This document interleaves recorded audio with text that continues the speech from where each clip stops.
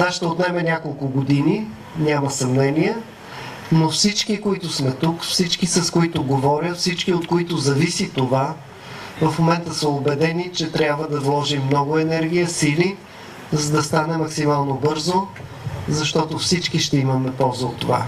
Не само русенци, цяла България, целият регион, икономиката ни, всичко, от което зависи живота ни.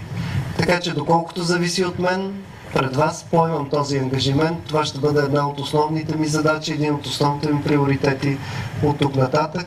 И благодаря на екипа на Министерството на регионалното развитие и на хората, с които работи, кметовете, за това, че работят заедно, за да успеят да го реализират.